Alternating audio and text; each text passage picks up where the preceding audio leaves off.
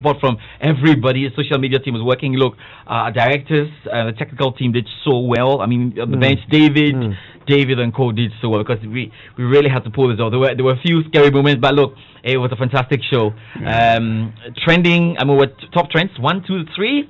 That was really good because the CM Express was Jury, there was Kwabena. We're still trending. Oh my God! Oh my God! Fabulous. And I cannot forget about the entire country because everybody tuned in, everybody was contributing, and it was just great. Now, for me, it wasn't easy because Peter Jury, Kwabena, and John Champion are guys I look up to. So I was starstruck. I just managed. I hope you didn't feel it, but I was. I did not feel it at all. Open and talk to them. It's great. I hope that for me and those who want to be commentators, your lives will never be the same again because of this impact.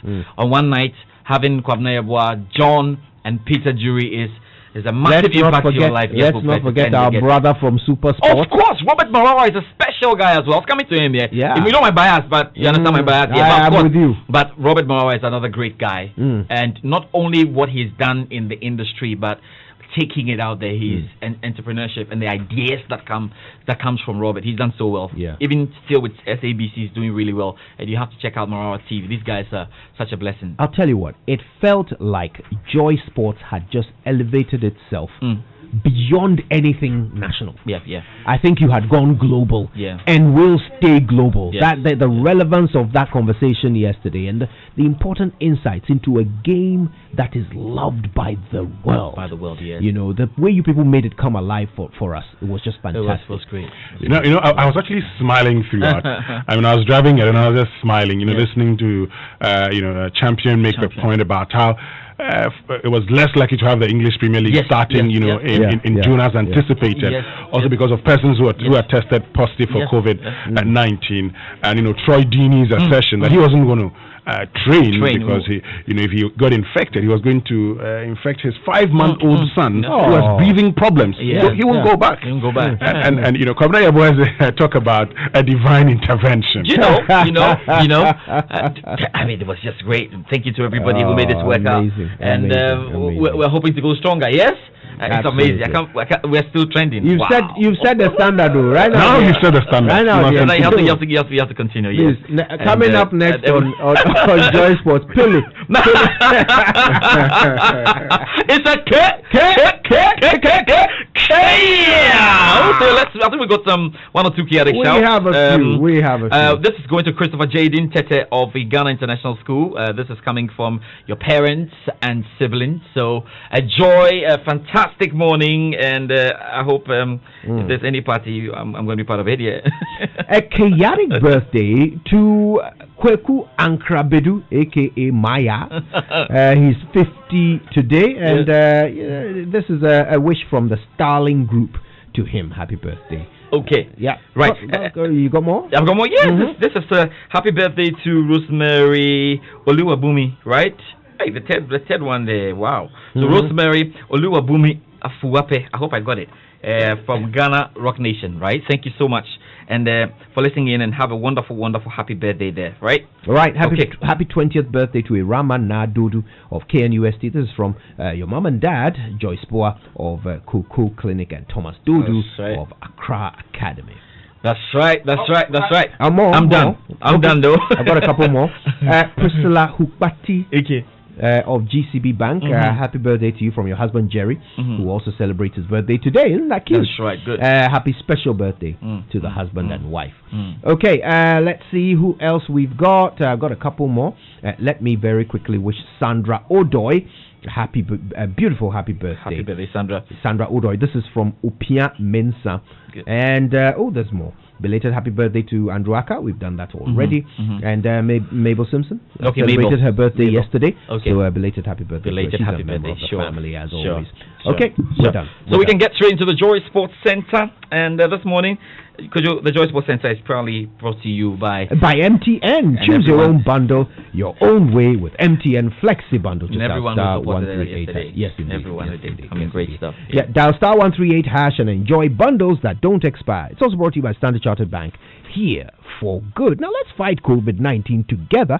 Let's keep calm, stay at home, and make our bill payments at paybill.mtn.com.gh/postpaid. Or we can pay with Momo, Visa, or MasterCard. You can also pay via the My MTN app or just contact them through any of their official social media channels. For more details, stay safe and stay connected. We day for you everywhere you go. Now, at Standard Chartered, all they think about is your safety and well-being. So they are reminding you that even though levels of anxiety are heightened, you can still stay safe by washing your hands frequently, using alcohol-based hand sanitizers. Please avoid touching your face for the love of God, and remember to cough or sneeze into a tissue and dispose of it right after. Health and safety units have really stepped up their game, cleaning all surfaces that you might come in contact with if you go to a Standard Chartered Bank branch, including ATMs and desks and so forth.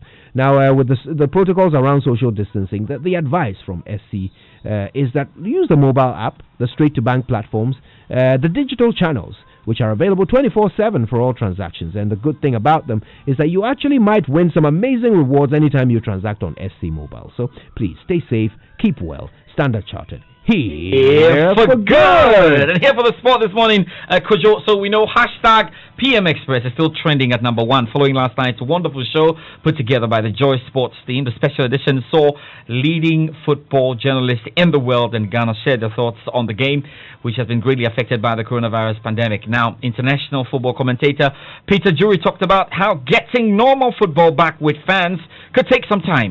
Listen, the fact that I think 6 members of personnel out of 748 tested today, I guess, I mean, none of us are experts. We're here as lovers of football and not necessarily understanders or articulators of the world of health or politics. But I guess 6 out of 748 was probably a statistical likelihood.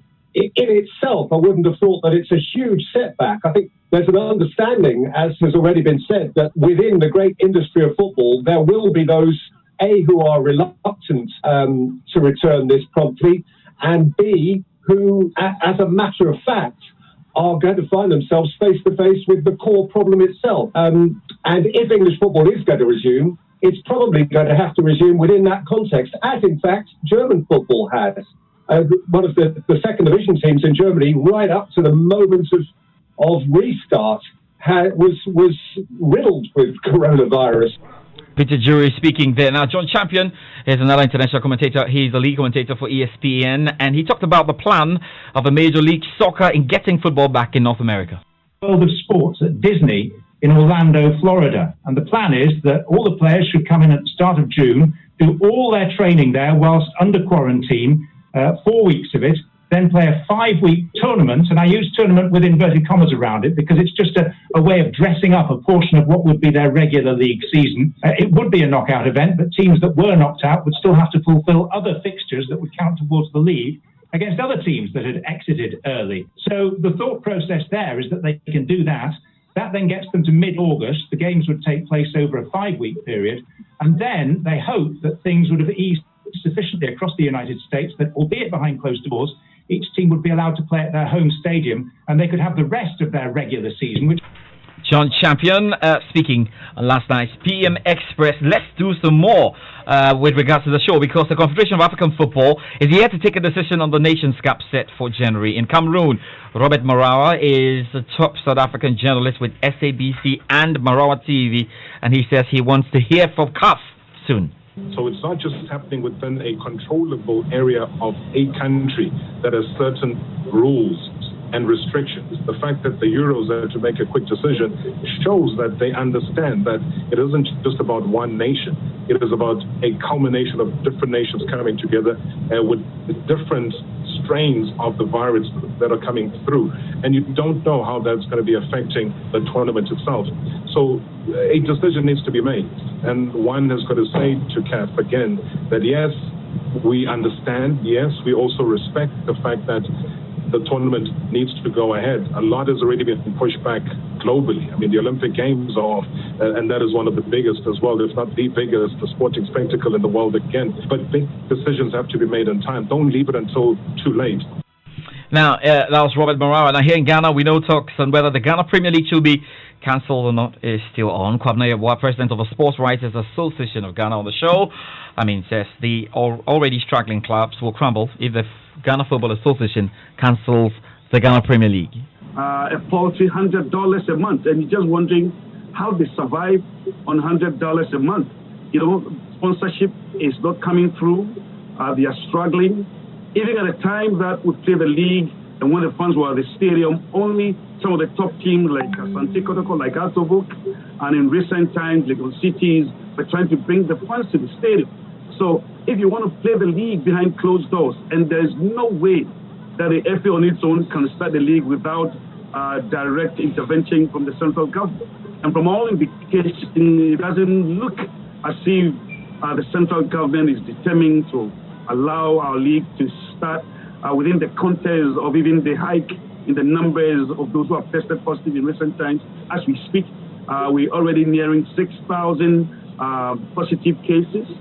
The recovery rate is quite encouraging, but I do not think that in the wake of this spike, the government will be determined to allow us to start our league. So it's looking increasingly like the league being cancelled is something that the Football Association.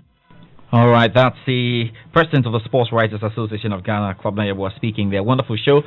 For those of you who managed to miss the show, well, we still got it. You can watch it on Facebook. We've got that for you. You can also head on to myjoyonline.com and you can watch the feed as well.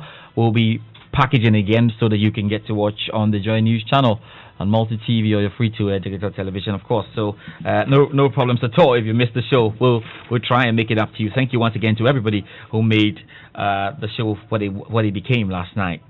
Let's do some more then and stay in England, because one player and two staff of Watford and Burnley's assistant manager Ian Wynne are among 6 positive Premier League tests for coronavirus. Now, the other 2 are at a third club, the details of which have not been reviewed. Players and staff who have tested positive will now self-isolate for 7 days. It comes as squads started non-contact training yesterday as the Premier League tried to step up their plans for a restart. Here's a good time to hear from the BBC's Laura Scott. Our understanding is that the number of 6 isn't enough to derail the Project Restart plans, and that everyone apart from those who tested positive can return to that group training. Now, it was 6 tests out of 748 among players and club staff, but we don't know the identities of those involved, if they're players or staff, or which clubs they're from. We know that those tests relate to 19 clubs. Norwich only tested their players today, so they're not included in that figure. And those who tested positive will have to self-isolate for 7 days and can't be part of the Phase 1 training. Well, that's Laura Scott giving us a bit of insight in what's happening there in the English Premier League. But you know what? Manchester City's appeal against a 2-year ban from European club competition will begin on the 8th of June at the Court of Arbitration for Sport. The Premier League champions were given the punishment by UEFA in February after being found to have committed serious breaches of club licensing and financial fair play regulations. Now, City have denied the breaches, saying they are simply not true. The hearing is listed for 3 days and is not open to the public, but we'll be keeping tabs on exactly what happens there. Let's do the Formula 1 now. And Formula 1 says it will be unable to hold the British Grand Prix if personnel are not given exemptions from plans to quarantine international travellers. The UK government will soon impose a requirement on all arrivals from abroad to self-isolate for 14 days. Formula 1 commentator Jenny Gow has more. We have to wait and see what the government firmly say, what the quarantine rules are definitively going to suggest when it comes to travel in and out. But yes, from all intents and purposes, if you look at it, if you can't bring staff back to the UK without these 14 days of them going into isolation, then you can't bring staff into the UK without a huge amount of impact on the sport.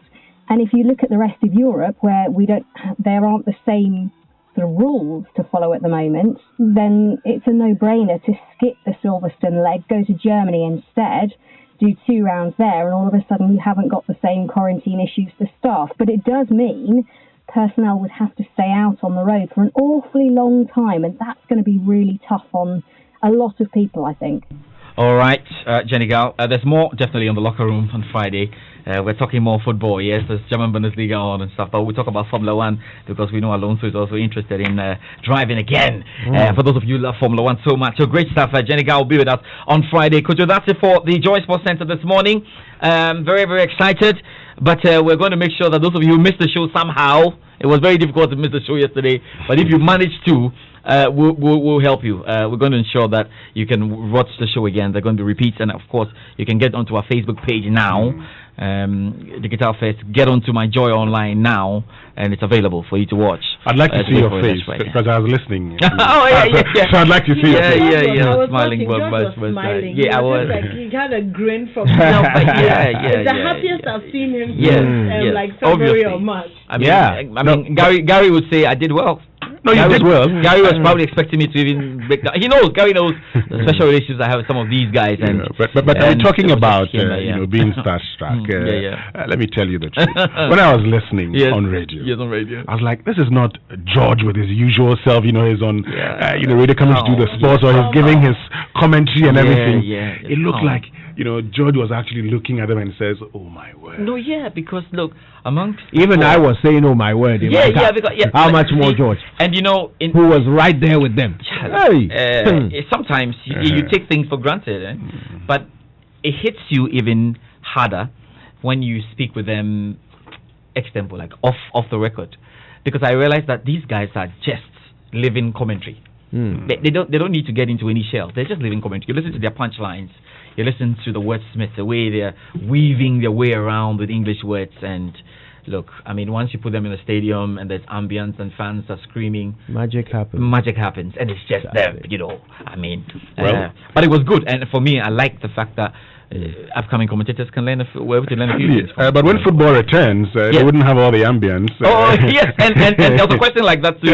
I asked John Champion that question. I said, well, look, how are you going to manage? Is the energy going to be taken out of what you do? And he says, rather than talk about energy taken out, commentators must do more and make the game exciting for whoever is watching. So there's no one excuse that because there are no fans, the football fans didn't enjoy the game. I mean, take responsibility for making up for the deficit. That's fantastic. El Giorgio, that was brilliant. Thank you so much. Thanks to the sports team for that amazing show. And thank you to my boss for the Joy Sports my boss today. Yes, who's your boss? My boss. Who's your boss? My boss. Name your boss. Mr. Kwasi Bruta. It's chaotic, I'm telling you. All right. All right, more to come on the Super Morning Show, including the very latest, by the way,